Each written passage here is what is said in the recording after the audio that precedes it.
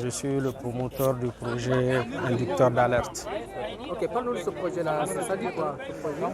Inducteur d'alerte, en réalité, c'est un outil de veille sécuritaire qui permet à toute personne qui se trouve dans une situation de détresse de pouvoir lancer un signal d'alerte à l'endroit des unités d'intervention la plus proche de là où la plus proche de sa zone d'attaque.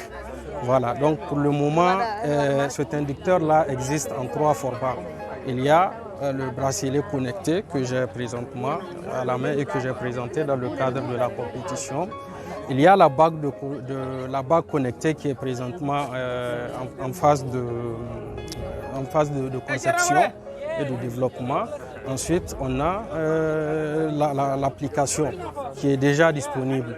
Voilà. Donc l'idée, c'est que nous puissions mettre à la disposition de toutes les populations du Sahel résidant dans les zones d'insécurité un moyen de pouvoir communiquer et interagir directement avec les forces de défense et de sécurité. Voilà, pour qu'elles puissent se sécuriser et qu'elles puissent lutter contre l'asymétrie d'information. Parce que souvent, ça, c'est un défi majeur qu'on a en matière de gestion de l'insécurité. On n'arrive pas du tout à canaliser, à coordonner, à bien gérer la bonne information sécuritaire. Et donc, c'est pour un peu mettre des outils à la disposition de ce besoin qu'on avait développé notre kit.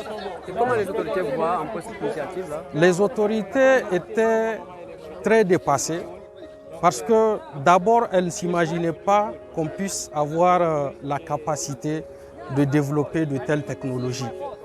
Mais on leur a montré que c'est bel et bien possible parce que l'information part très vite actuellement, la connaissance se diffuse également très vite. On leur a montré qu'on peut en réalité développer ce genre de technologie et répondre directement à nos problèmes par des solutions. Parce qu'il est temps que nos problèmes puissent être résolus par nous-mêmes au lieu d'attendre que ce soit toujours d'autres personnes qui viennent de l'extérieur. Les autorités tellement croient à ce projet qu'ils ont décidé dans le cadre d'une compétition nationale de lui attribuer le prix de la première autorité du pays, notamment le prix du président de la République du Niger en 2019, qui est d'une valeur de 20 millions. Au-delà du président de la République qui a cru à ce projet, le ministre de la Communication, le ministre de l'Intérieur, le ministre de la Défense territoriale, qui sont concernés par la question de la sécurité, étaient particulièrement très intéressés de voir l'effectivité de cette solution-là. Qu'est-ce que vous mettez sur les bracelets ou la montre? C'est des puces?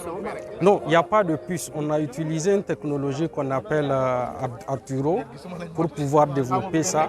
En fait, c'est une carte électronique qui permet de développer des solutions, des objets connectés. Voilà, c'est ça qu'on avait utilisé. Maintenant, pour pouvoir viraliser le signal, on a dû faire appel à certains fournisseurs qui nous donnent la couverture satellitaire afin de pouvoir intervenir dans les zones qui ne sont pas couvertes par Internet. Avez-vous la conviction que votre projet a pu contribuer à réduire un peu les... Bien sûr, et ça de manière chiffrée. Dans le rapport de ECAP Sahel en matière de sécurité, dans son rapport 2020, ils nous ont clairement indiqué, et cela est toujours vérifiable, que 216 attaques ont pu être évitées dans 26 localités de la région de Oualam en utilisant cette solution.